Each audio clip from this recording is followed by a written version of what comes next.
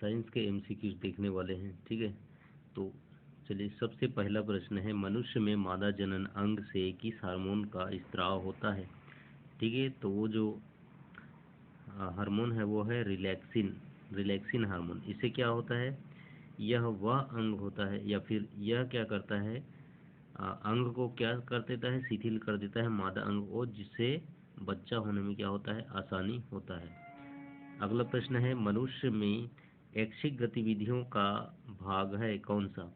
तो जो सेरिब्रम होता है, सेरिब्रम यही ऐच्छिक गतिविधियों का भाग होता है। ये सेरिब्रम जो है अग्र मस्तिष्क में, अग्र मस्तिष्क का भाग है बोल सकते हैं। ठीक है, अब इसके लिए हम ठीक है, हमें कोई भी जैसे भ्रम होता है तो हम क्या करते हैं, अपने आगे आगे यानी मत्थे को क्या करते हैं, ऐसे ठोकते हैं कि भाई अरे यार, ये चीज़ के बारे में मेरे को याद था, मैं इसे भूल कैसे रहा हूँ। तो यही होता है अग्र मस्तिष्क, सेरिब्रम। ठीक है, जबकि सेरिबलम क्या होता है, तो ये सर के पीछे होता है, सेरिब्रम जिसे बोला जाता है। अगला प्रश्न है, वह प्रक्रिया जिसके द्वारा मनुष्य श्वास ग्रहण करता है, तो वह प्रक्रिया कौन सा है? एक ग्रहण करता है और छोड़ता है, वो कौन सी प्रक्रिया है? तो वो है श्वासोच्छ्वास, श्वासोच्छ्वास प्रक्रिया। इसके अलावा अंत श्वसन, अंतः श्वसन क्या होता है? ये अंतः श्वसन जो है ये कोशिकाओं में होता है। ठीक है, इसमें क्या होता है, ऑक्सीजन लेकर ग्लूकोज के संग क्रिया किया जाता है। ठीक है, और क्रिया करके ऊर्जा का निर्माण किया जाता है, और इसे ही ऑक्सीकरण ये ऑक्सीश्वसन भी कहते हैं। ये ऑक्सीश्वसन माइटोकॉन्ड्रिया के द्वारा होता है, तो ये अंतः श्वसन होता है। ठीक है, बाह्य श्वसन भी होता है। तो बाह्य श्वसन क्या होता है, इसमें ऑक्सीजन और CO2 का आना और जाना होता है, ये बाह्य श्वसन में।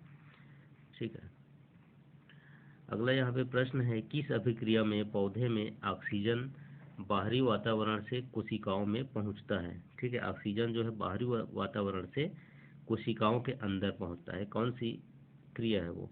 तो वो क्रिया है विसरण की क्रिया। ठीक है, इसमें क्या होता है, वायु जो है उच्च दाब से निम्न दाब की ओर जाता है, तो इस प्रकार ये क्या कहलाता है, विसरण कहलाता है। ऑक्सीजन क्या होता है, ऑक्सीजन का दबाव वातावरण में अधिक होता है, लेकिन पौधों के अंदर कोशिकाओं में ऑक्सीजन का दबाव कम होता है, अतः ये ऑक्सीजन क्या करता है, कोशिकाओं के अंदर चला जाता है। और ठीक है, चला जाता है, हाँ, जो बाहर का ऑक्सीजन होता है वो क्या होता है, कोशिकाओं के अंदर चला जाता है, तो इसी क्रिया को बोला जाता है विसरण। ठीक है, अब अगला देखिए, खाद्य पदार्थों का पौधों में स्थानांतरण का मुख्य रूप कौन सा होता है? ठीक है, तो खाद्य पदार्थों में खाद्य पदार्थ जो हैं वो पौधों में किस प्रकार जाते हैं? तो ठीक है, सुक्रोज के रूप में जाते हैं। किस रूप में? सुक्रोज के रूप में।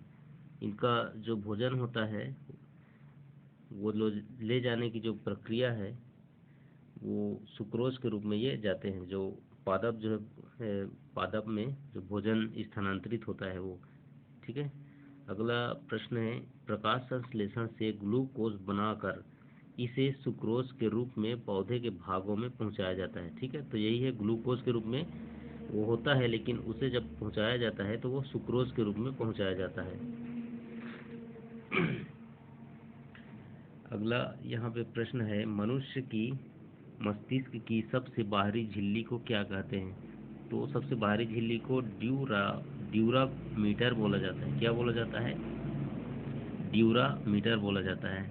अगला प्रश्न है, मनुष्य में बुद्धि एवं चतुराई का केंद्र क्या होता है? तो अभी हमने देखा कौन होता है, सेरिब्रम। सेरिब्रम जो है मनुष्य में बुद्धि एवं चतुराई का केंद्र होता है। रक्त में ग्लूकोज की मात्रा नियंत्रित रहता है किसकी वजह से? गैस्ट्रिन के कारण या इंसुलिन के कारण? तो इंसुलिन के कारण मनुष्य में ग्लूकोज की मात्रा नियंत्रित रहती है। ग्लूकोज क्या होता है? ग्लूकोज जो है ये शुगर होता है, या इसी को हम शर्करा भी बोल देते हैं। ठीक है, तो इसी इंसुलिन को नियंत्रित करने के लिए क्या किया जाता है, ये ग्लूकोज की जो है नियंत्रित करने के लिए इंसुलिन लगाया जाता है। ठीक है, अब वायुमंडल में CO2 कितने प्रतिशत पाया जाता है? तो वायुमंडल में CO2 जो है 0.03% पाया जाता है।